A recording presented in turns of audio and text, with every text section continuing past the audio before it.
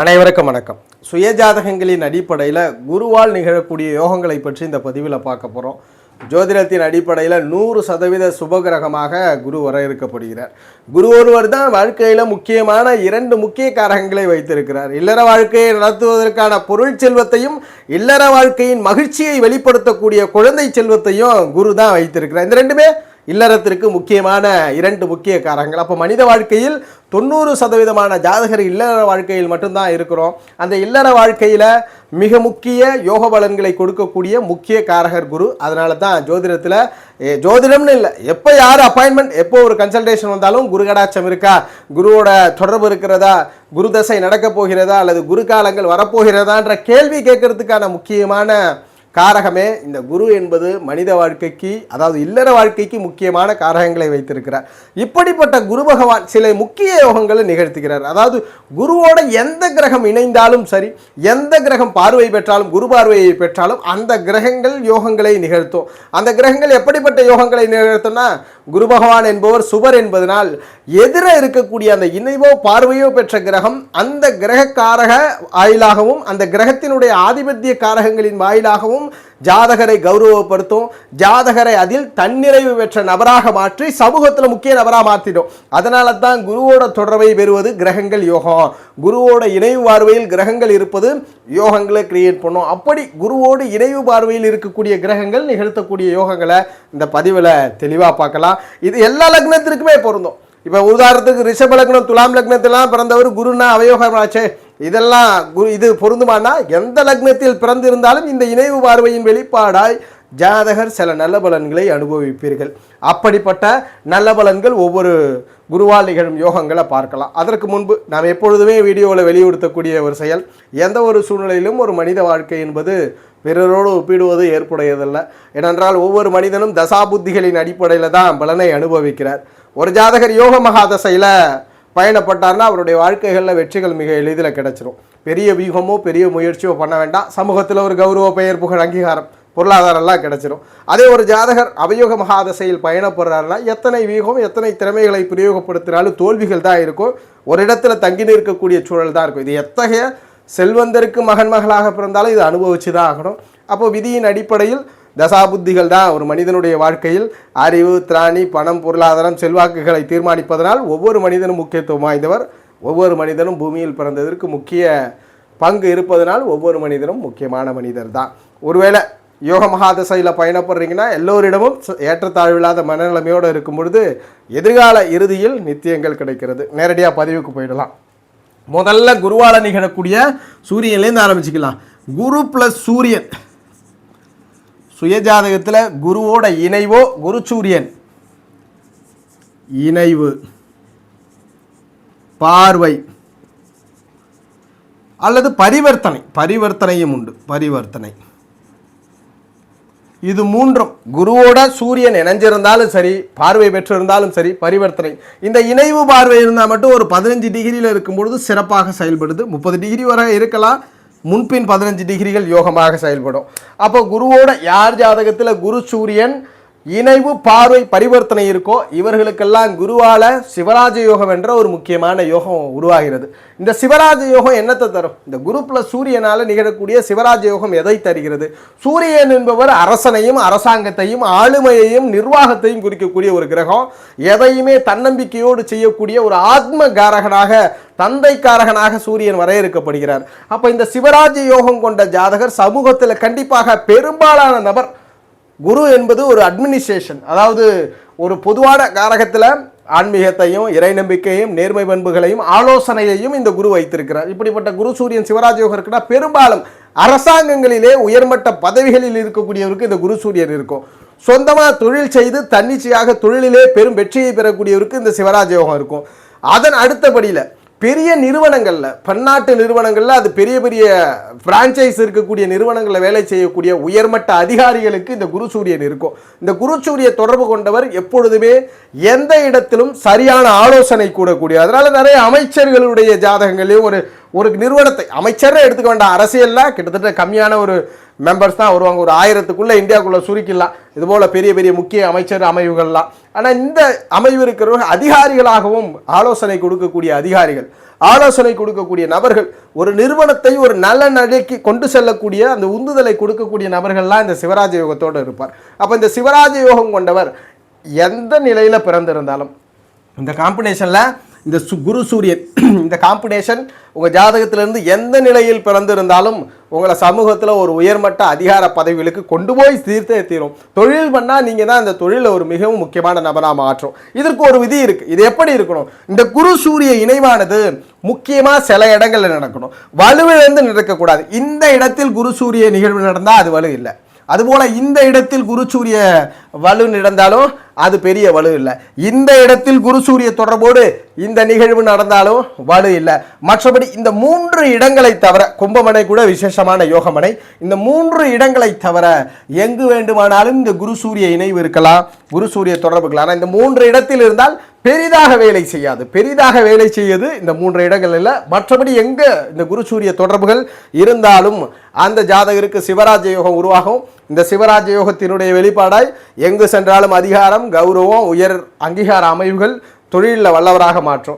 அரச கிரகங்களாக இருந்த இந்த ரெண்டும் 2 ஆர்வத்தோட தொடர்பில் இருந்தால் நேரடியாக அரசாங்கத்திற்கு வேலை கொடுத்துரும். இல்லை திரிகோண அமைவுகளில் தொடர்பில் இருக்குன்னா அமைச்சராகவோ அரசியல் சம்பந்தப்பட்டவராகவோ அரசியல் தொடர்பு மிக்க நபராக மாற்றும்.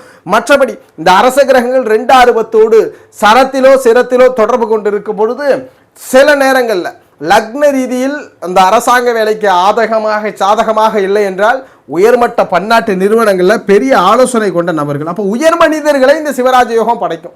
சாதாரண நபரை எந்த குடும்பத்தில் பிறந்திருந்தாலும் உங்களுக்கென்ற உயர்வு, உயர் அமைவுகள் இந்த சிவராஜ யோகம் கொடுத்துரும். இதற்கு இந்த 3 வீடுகளை தவிர எங்கிருந்தாலும் இந்த சிவராஜ யோகம் வலுவாக செயல்படும். தசைகள் வரும்பொழுது கண்டிப்பாக ஜாதகர் உயர்மட்டத்திற்கு செல்லக்கூடிய அமைவு உண்டு.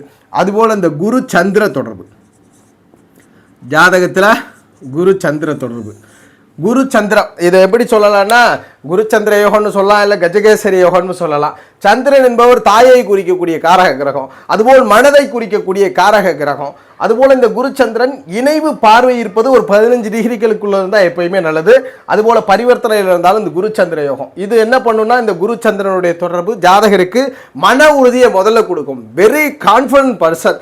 வாழ்க்கையில் எது நடந்தாலும் அதற்கான தீர்வுகளை காணக்கூடிய நபர். அதனால தான் இந்த குரு சந்திர யோகம் கொண்டவர் வாழ்க்கையில் எப்பயுமே ஏதாவது ஒரு பிரச்சனையை சந்திச்சுக்கிட்டே இருப்பார். ஆனால் அந்த பிரச்சனைகளை சந்தித்து கொண்டாலும் அந்த திடமான மனநிலையால் ஜாதகர் வாழ்க்கையில் எதிலுமே வெற்றி பெறுவார். இறுதியில் வெற்றி. நிறைய ஸ்போர்ட்ஸ் பர்சனுக்கு இந்த காம்படிஷன் மிகப்பெரிய யோகத்தை கொடுக்கும். தொண்டு செய்கிறவங்களுக்கு இந்த காம்படிஷன் மிகப்பெரிய யோகத்தை கொடுக்கிறது. இந்த சந்திர யோகம் இருக்கிறவருக்கு செல்வங்கள் சேரும். 30 வயசுக்கு பிறகு பெரும் செல்வங்களும் பெரும் அதிகாரங்களும் ஜாதகரை வந்து சேரும். சமூக அக்கறை கொண்டவர்கள், சமூக தொண்டு கொண்ட நபர்கள், அதுபோல் மக்களுக்கு உதவி பண்ணணும், மக்களுக்கு சேவை பண்ணணும்னு அதிகமாக நினைக்கக்கூடியவர். நிறைய பேர் வந்து சர்வீஸ் பண்ணக்கூடியவர்கள். மக்களுக்கு சர்வீஸ்னால் அடிப்படையான தேவையை உணவு, உடைகள், அதுபோல் வந்து ஜாதகர் வந்து சாப்பாடு சம்பந்தமானது பர்சனல் விஷயங்களில் மனிதருக்கு இது தேவை இன்றியமையாதுன்னா அந்த சேவைகள்லாம் இந்த குரு சந்திரன் இருக்கிறவங்க செய்கிறத பார்க்க முடியும். கடல் கடந்த வியாபாரங்கள், கடல் நீர் சம்பந்தமான உணவு சம்பந்தமான இண்டஸ்ட்ரிக்கு எல்லாம் இந்த குரு சந்திர காம்படிஷன் இருக்கிறவருக்கு மிகவும் யோகம் பண்ணி கொடுக்கும். இந்த குரு சந்திர இணைவு கொண்டவர் வாழ்க்கையில் எவ்வளோ பிரச்சனை வேணாலும் சந்திக்கலாம். ஆனால் அந்த பிரச்சனையில் ஒருத்தர் வந்து ஏதாவது ஒருத்தர் தெரியாதவர் வந்து உதவிக்காரம் கொடுத்து ஜாதகரை காப்பாற்றுவார். அப்போ இந்த குரு சந்திரன் என்பது எதிரியை வீழ்த்தக்கூடிய காம்படிஷன், எதிரிகளிடமிருந்து வெற்றியை பெறக்கூடிய காம்படிஷன், உறுதியான மனதை கொடுக்கக்கூடிய காம்படிஷன், தோல்விகளே இல்லாமல் ஜாதகர் தொடர்ந்து வெற்றி பெற வைக்கக்கூடிய காம்படிஷன் இந்த குரு சந்திரன். அப்போ குரு சந்திர யோகம் இருப்பவர்கள் வாழ்க்கையில் எங்கே சென்றாலும் வெற்றி, எதிலும் வெற்றி, எந்த நிலையிலும் வீழ்த்தப்படாத யோகமாக இந்த குரு சந்திரன் பார்க்கப்படுகிறது. இதுலேயும் ஒரு விதி, இந்த குரு சந்திரன் எங்கே இருந்தால் நல்லது அதையும் பார்த்துடலாம். இந்த குருச்சந்திரன் இணைவு பார்வை எங்க இருந்தா நல்லது, எந்த இடத்துல இருக்கக்கூடாது.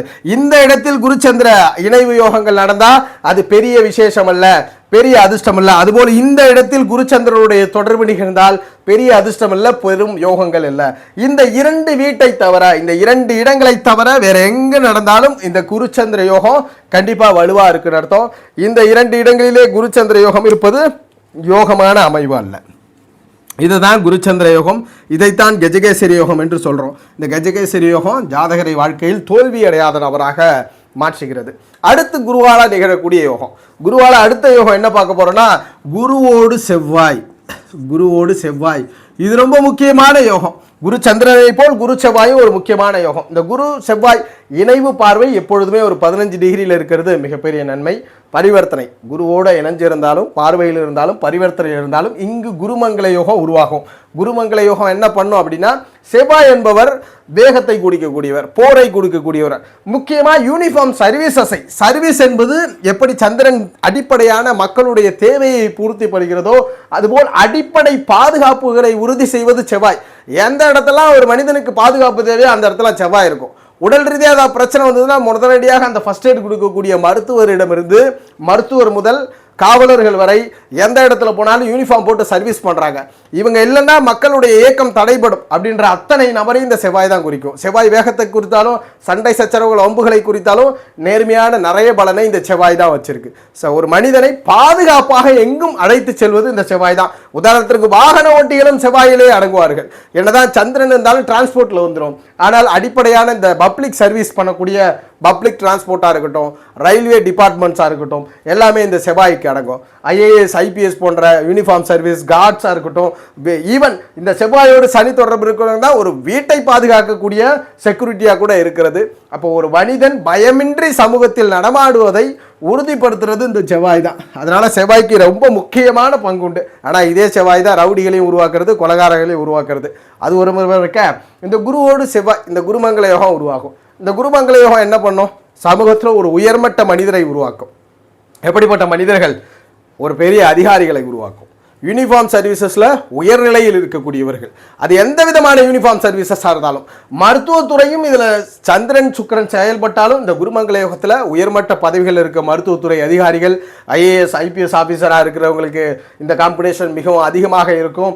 அதுபோல் எந்த இடத்துலலாம் சர்வீஸ் பண்ணுறாங்களோ, இன்ஜினியரிங் டிபார்ட்மெண்ட்டில், பொறியியல் டிபார்ட்மெண்ட்டில், கன்ஸ்ட்ரக்ஷன் டிபார்ட்மெண்ட்டில், ரியல் எஸ்டேட் டிபார்ட்மெண்ட்டில், அதுபோல் கட்டிடங்கள் சம்பந்தமான டிபார்ட்மெண்ட்லலாம் இந்த குருமங்கள யோகத்தில் வெளிப்பாடு நல்லாயிருக்கும். நிறைய ரியல் எஸ்டேட் பிஸ்னஸ் பண்ணுறவங்களுக்கு இந்த குருமங்கள யோகம் இருக்கும். இந்த குருமங்கள யோகத்தினால பூமி கட்டிடங்களாக லாபம் பண்ணுவாங்க. பெரிய பெரிய அப்பார்ட்மெண்ட்ஸை வந்து சேல்ஸ் பண்ணுறவங்க, பெரிய பெரிய அப்பார்ட்மெண்ட் கட்டி விற்கக்கூடியவர்களிடம் இந்த குருமங்கள யோகத்தை பார்க்க முடியும். பெரும்பாலும் கன்ஸ்ட்ரக்ஷன் அடுத்த கட்டமாக வரும்பொழுது ஜாதகர்கள் இந்த பாதுகாப்பு துறைகளிலே இருக்கக்கூடியவர்கள் உயர்மட்ட மனிதர்களை உருவாக்கி கொடுக்கிறது இந்த குருமங்கள யோகம்.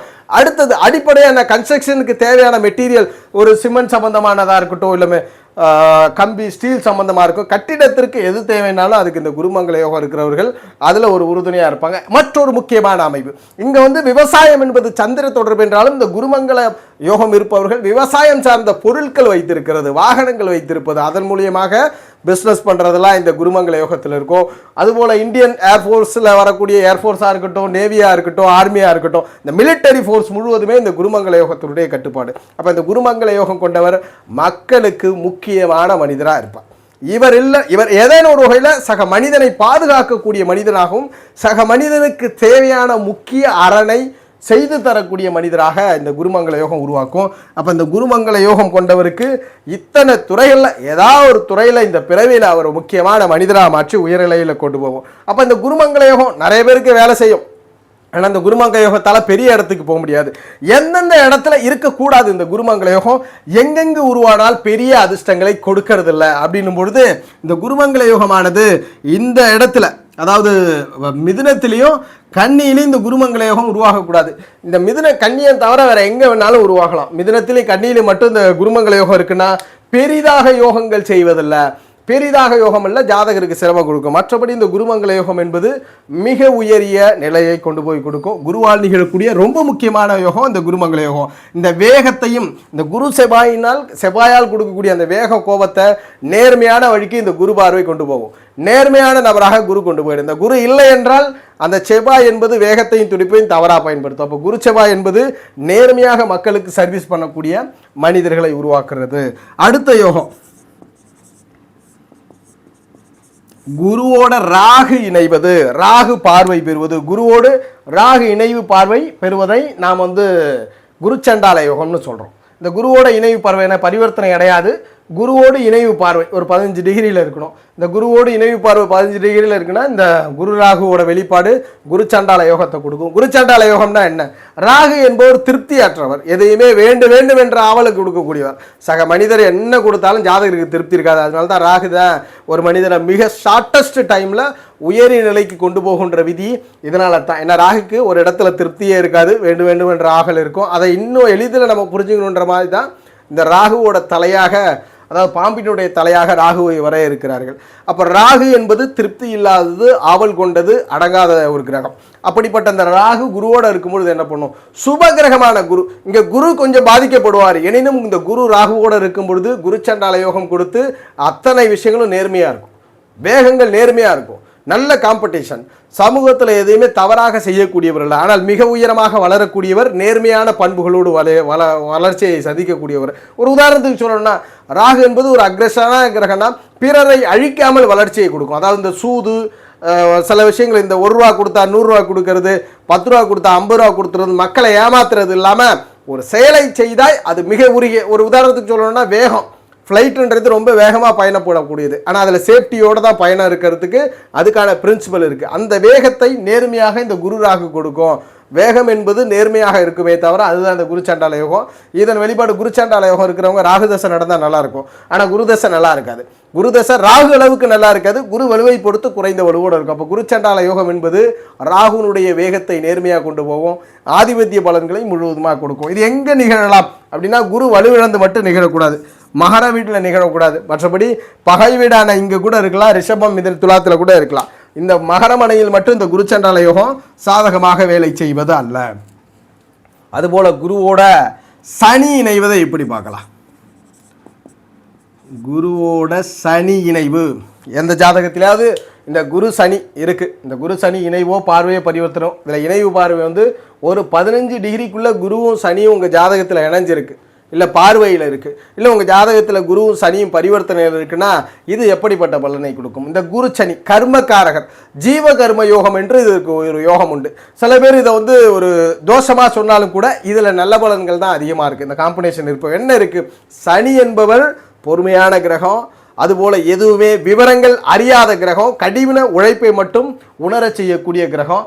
அதனால் கடின உழைப்பு இருக்கும்போது எதுவுமே உலகத்தில் விவரம் தெரியலன்னா கண்டிப்பாக சுயநலம் என்பது இருக்கத்தான் செய்யும். அறியாமை என்பது நீங்கவில்லை என்றால் ஒவ்வொரு மனிதனுக்கும் தன்னை முதலில் தற்காத்து கொள்ள வேண்டும் என்ற குணம்தான் உருவாகும். அப்படிப்பட்ட சனி பகவான் இவர் எதையுமே சகிப்பு தன்மை அதிகம் இருக்கும், பொறுமை அதிகமாக இருக்கும், ரொம்ப தாமதமாக செயல்களை செய்யக்கூடியது, லேசினஸை கொடுக்கக்கூடிய சனி பகவான்.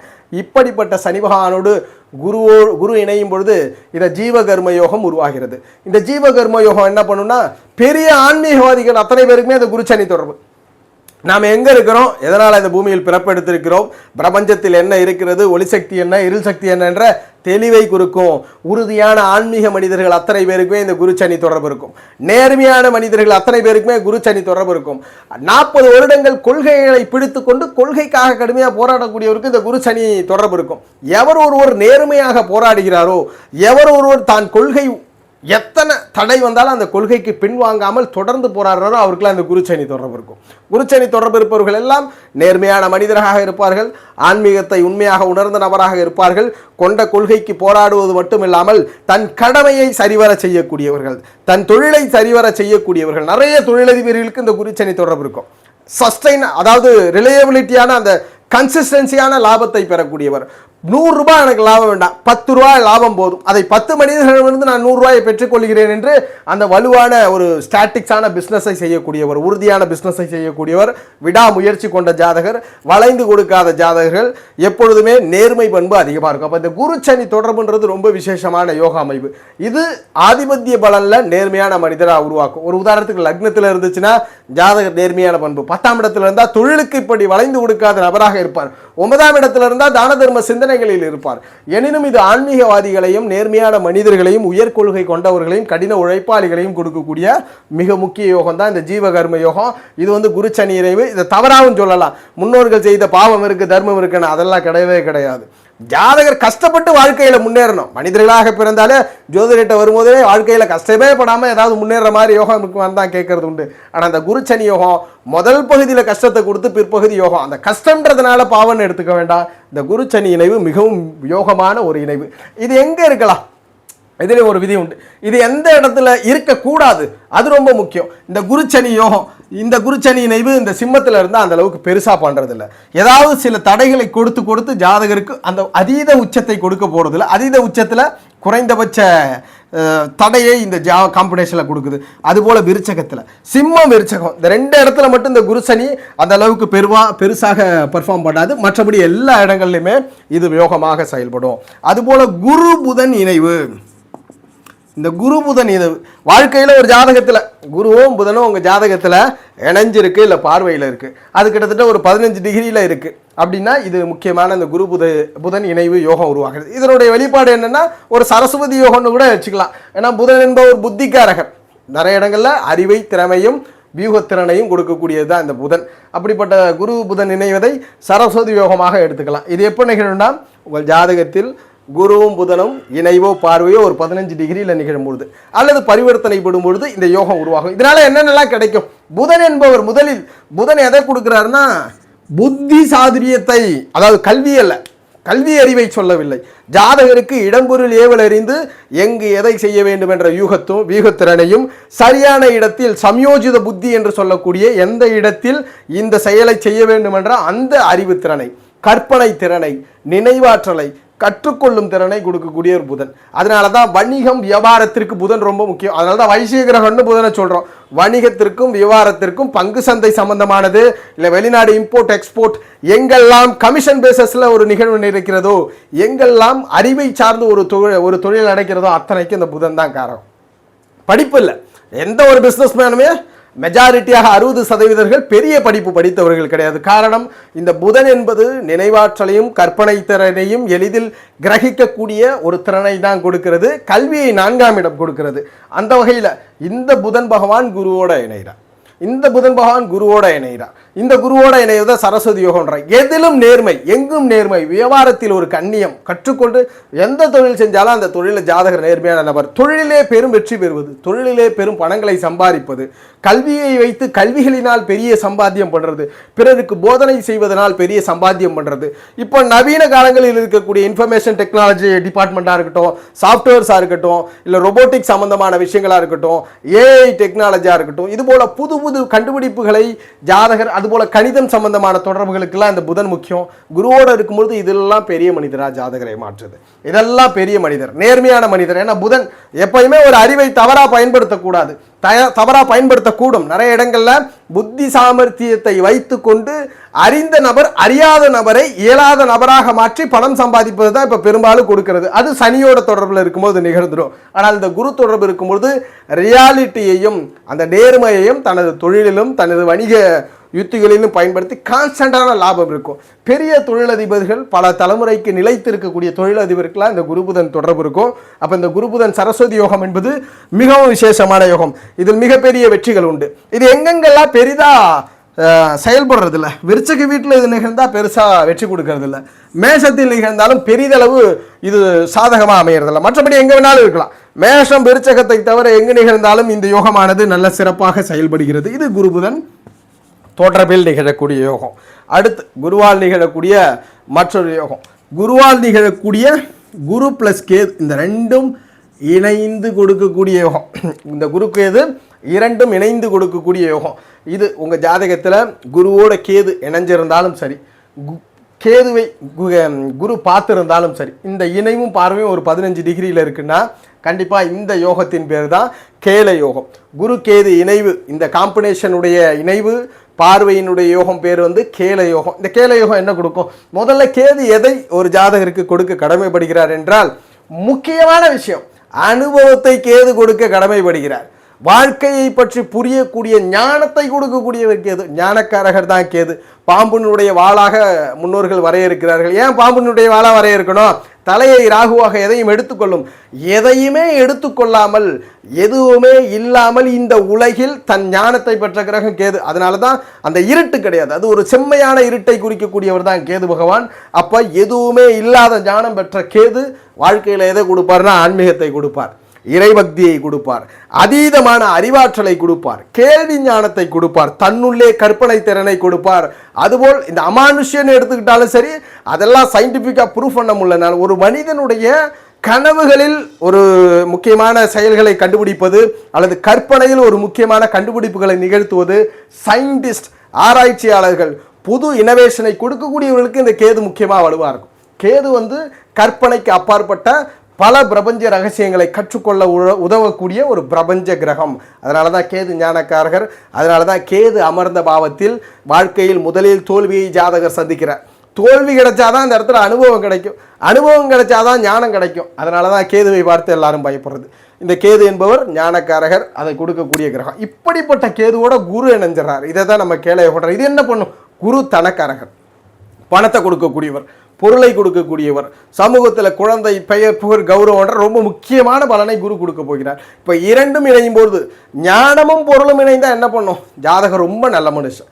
குரு கேது தொடர்பு கொண்ட எந்த மனிதனும் சமூகத்தில் தீய மனிதன் கிடையாது, சமூகத்தில் மிகவும் நல்ல மனிதர், முக்கியமான மனிதராக இருப்பார். அதுபோல் இந்த குரு கேது காம்பினேஷன் யாருக்கெல்லாம் இருக்கோ முற்பகுதி வாழ்க்கையை விட பிற்பகுதி வாழ்க்கையில் பெரும் செல்வங்களை பெற்றக்கூடியவர். ஒரு ஜாதகர் இன்னொரு மனிதனை தொடர்பு கொள்றாருன்னா, இந்த ஜாதகர் குரு கேது இணையவருக்கு யாரோ ஒருத்தர் தொடர்பு கொள்றாருன்னா, இவர் ஏன் நம்மளிடம் பேசுகிறார், எதுக்காக பேசுகிறார்ன்ற எல்லா அறிவு இருக்கும்.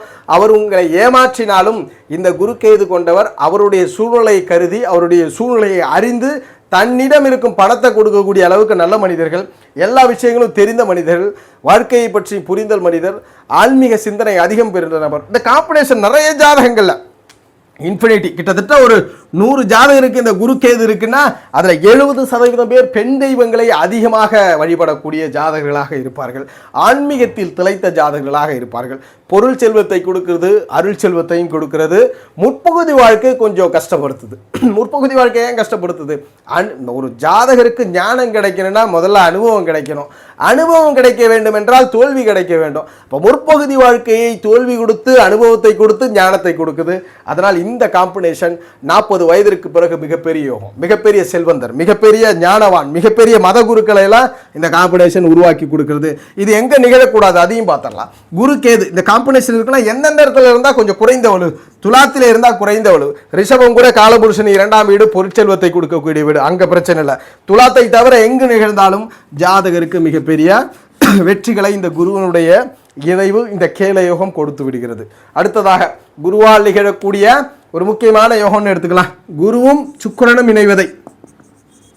குரு சுக்கிர இணைவு இது என்ன பலனை கொடுக்கும்? உங்க ஜாதகத்தில் குருவோட சுக்கிரன் இணைஞ்சு இருக்கிறார், இல்லை பார்வையில் இருக்கிறார், இல்லை பரிவர்த்தனையில் இருக்கிறார். இந்த இணைவும் பார்வையும் ஒரு 15 டிகிரியில் நடந்தால் எப்போயுமே விசேஷம்.